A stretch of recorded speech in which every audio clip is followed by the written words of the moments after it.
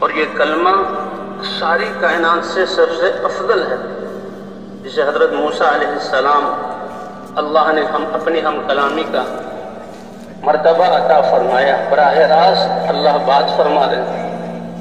اور اللہ نے ان کو نبی بنا کر بنی اسرائیل کی طرف بھیجا، فرعون کی طرف بھیجا، کتنے معجزات ظاہر ہوئے۔ حضرت موسیٰ علیہ السلام عرض کرتے ہیں، اے اللہ خصنی بکلمۃ اذکرک بہا، کہ مجھے کوئی خصوصی کلمہ دیجئے میں جس کے ذریعے سے آپ کو یاد کروں۔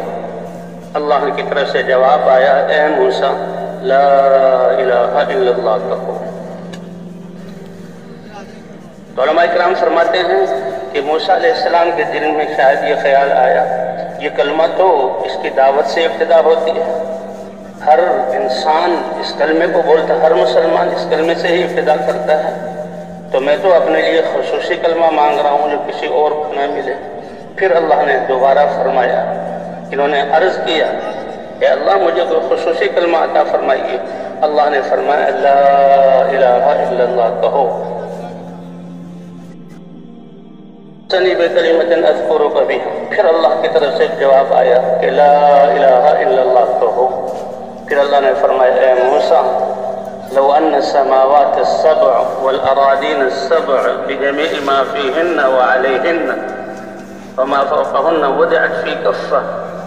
ولا إله إلا الله في كفة لرجحت بهن لا إله إلا الله۔ ساتوں زمین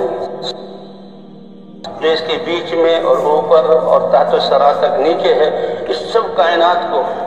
ایک مجموعہ بنا میں رکھا جائے، اور لا الہ الا اللہ یہ کلمہ جو اللہ نے دیا ہے انبیاء کو، اور انبیاء انسانوں پر پیش کرتے ہیں، اس کلمے کو دوسرے پردے میں رکھ دیا جائے، لرجحت بہن لا الہ الا اللہ، تو لا الہ الا اللہ والا پلڑا بھاری ہو جائے گا۔ اتنا اونچا کلمہ ہے، سب سے بڑے علم والا کلمہ،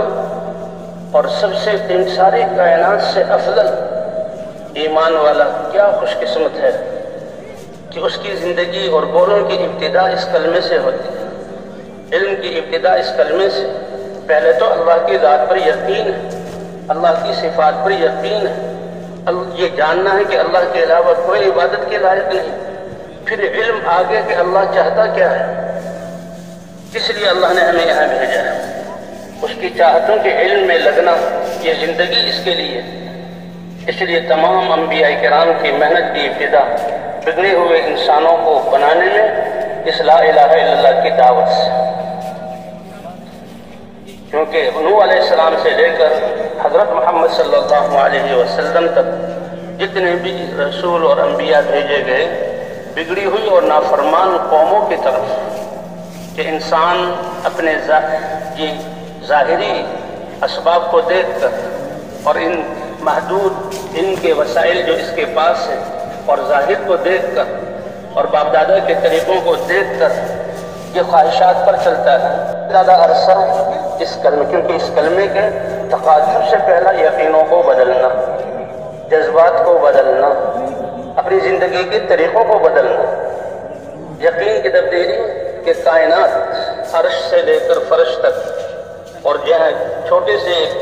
چیز سے لے کر جبرائیل علیہ السلام تک، یہ ساری مخلوق اللہ نے اس کو اپنے امر سے بنایا ہے،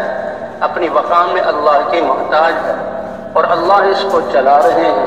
ہر چیز کے پاس اس کی شکل، اس کی طاقت، اس کی صفت،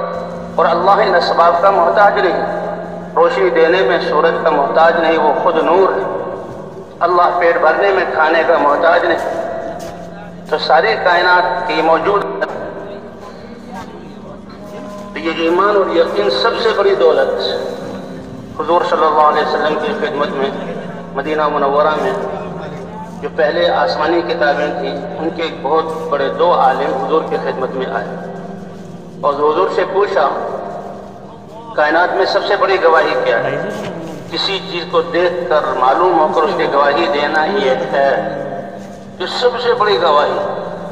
اللہ کے رسول صلی اللہ علیہ وسلم خاموشی اختیار فرماتے ہیں، یکایک جبرائیل علیہ السلام اللہ کی طرف سے وحی لے کر آتے ہیں۔ کیا قسمت ہے اس امت کی کہ اور جبرائیل علیہ السلام کا حضور کی طرف آنا اور ان کے علم کے لیے وحی لانا، تو وحی لے کر آئے بعد اعوذ باللہ من الشیطان الرجیم شہید اللہ انہ لا الہ الا هو والملائکۃ اولو العلم قائما بالقسط لا الہ الا هو العزیز الحکیم، کہ اللہ گواہی دے رہے ہیں کس بات کی کہ اللہ کے علاوہ کوئی عبادت کے لائق نہیں، اس بات کی گواہی دیتے ہیں اور اہل علم گواہی دیتے ہیں کہ اللہ کے علاوہ کوئی عبادت، قائما بالقسط، وہ عدل کے ساتھ انصاف کے ساتھ اپنے امر کو لے کر چل رہا ہے، اور پھر لا الہ الا هو العزیز الحکیم، اللہ کے علاوہ کوئی عبادت کے لائق نہیں، وہ غالب ہے اور اپنے سارے کاموں میں حکمت والا ہے، کیونکہ ان کے پاس آسمانی کتاب کا علم تھا، وہ تو اس تحقیق کے لیے کہ واقعی یہ نبی ہیں وہی فوراً کھڑے ہو گئے اور حضور کے ہاتھوں کو چوما اور فوراً اپنے مذہب کو چھوڑ کر اسلام میں داخل ہو گئے اور اشہد ان لا الہ الا اللہ و اشہد ان محمد رسول اللہ اس بات کی گواہی دی اور صحابی بن گئے۔